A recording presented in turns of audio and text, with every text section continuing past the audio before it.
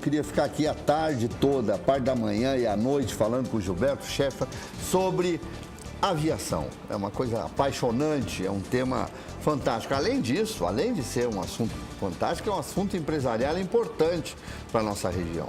Nós dependemos muito das empresas aéreas para nos conectar com o restante do país e com o mundo todo. Gilberto, como é que é ser piloto? Qual é o sentimento? Por que tanta gente adora avião e tem medo de avião? Olha, ser piloto, eu acho que é uma grata satisfação, assim. Primeiro, voar não é trabalhar.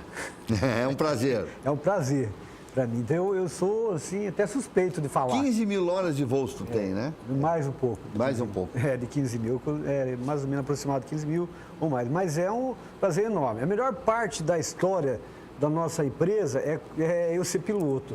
A questão da burocracia, a regulação, isso é complicado. Mas quando eu estou voando, funciona como uma terapia, tudo isso é esquecido, é uma satisfação enorme. Falar de voar, quem voa, os pilotos que porventura estejam aqui, de repente, me ouvindo, me vendo, né? Eles entendem perfeitamente o que é. Sabe o que é o sentimento de voar, a satisfação. Gilberto, tu já tivesse algum acidente? Não tive nenhum acidente. Tive um incidente somente, mas um incidente que não foi coisa grave. Não foi nada grave. Agora, vamos voltar para a RIMA, porque a RIMA é um orgulho para a gente. É uma empresa local que está crescendo e está se expandindo e agora tem sido, inclusive, procurada por grandes empresas para fazer parcerias. Você pode falar um pouquinho sobre isso, Gilberto? Sim, nós estamos aí agora num processo de avaliação. Vamos iniciar em janeiro esse processo de avaliação internacional. Para explicar um pouquinho melhor, chama IATA Standard Safety. É um documento de avaliação que vai nos capacitar a ter parceria com grandes empresas, atender aonde as grandes empresas não podem ir, nós podemos ir. Por que as grandes empresas não podem ir? Por questões de infraestrutura do aeroporto e por demanda também. Ninguém vai colocar um Boeing numa cidade que tenha 30 mil habitantes que não tem demanda, né? Então, tem essas questões e a gente está se capacitando para atendê-las. Para entender, vamos ver se eu entendi bem. Eu estou lá em São Paulo e quero ir para Cacoal. Exato. Como é que eu faço daí? Eu vou na TAM ou na Gol e peço, eu quero um voo São Paulo-Cacoal. Aí, a partir daí, como é que funciona? Então, essa é uma modalidade que a gente está tentando fazer essa parceria com a empresa aérea nacional, né?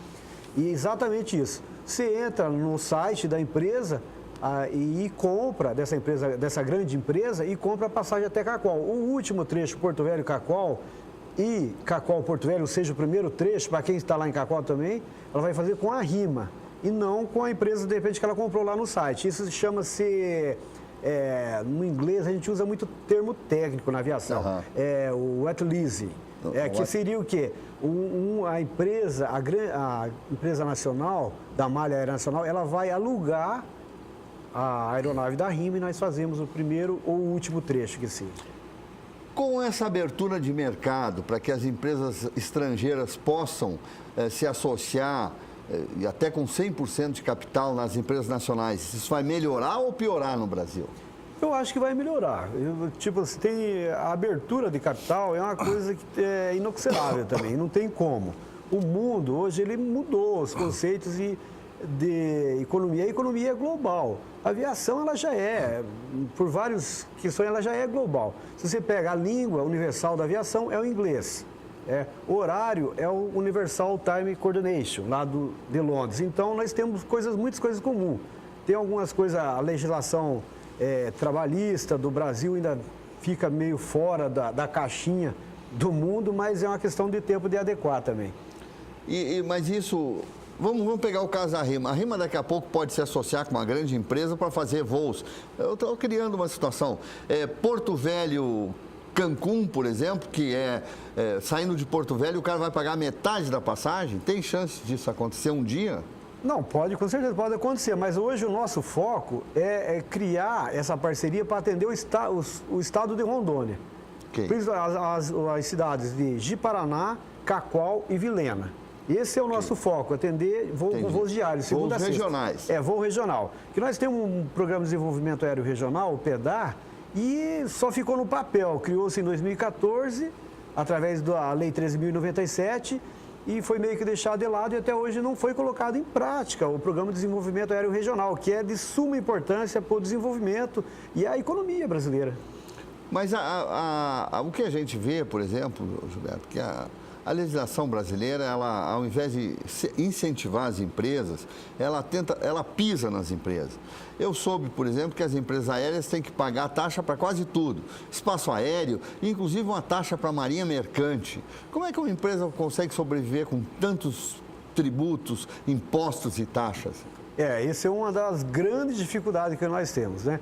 E dentro do PEDAR está justamente criando... O que é o PEDAR? O PEDAR é o Programa de Desenvolvimento Aéreo Regional. Ah, entendi. Esse PEDAR ele vai justamente possibilitar o desenvolvimento regional da aviação, retirando parte dessas tarifas, que nós pagamos tarifa caríssima. Você voar no espaço aéreo, se decolou de Porto Velho, você paga a tarifa de aproximação, tarifa de rota, tarifa de aeroporto, paga o pouso e a decolagem para infraero. Então, tem várias tarifas que nós pagamos que pouca gente sabe. É como se estivesse numa estrada pagando pedágio todo o tempo. Assim, nós usamos as aerovias do Brasil e ali nós pagamos. Para usar elas, pagamos a tarifa de comunicação, com o centro de comunicação, que é o centro amazônico aqui. Então, tudo é pago, nada é de graça. Meu Deus. E essa taxa de marinha mercante, vocês já entenderam por que pagam ou não? Até hoje, sinceramente, Sérgio, assim, está incluso lá na tarifa. Outra coisa que a gente paga também é o CID, né? CID. O que a aviação tem a ver com o CID? É verdade. Nada. Agora, da Marinha Mercante é um caso inusitado, né? É verdade. Acho que alguém lá atrás pegou e falou, não, tem que ajudar a Marinha Mercante, vamos tirar de onde? Da aviação, né? Está incluso lá. Gilberto, qual é o futuro da RIMA, na tua visão de empresário? Eu acho que nós estamos começando. A RIMA é uma empresa jovem, com 17 anos, agora fez 18, né? E eu estou, desde o início, sou sócio fundador dessa empresa, né?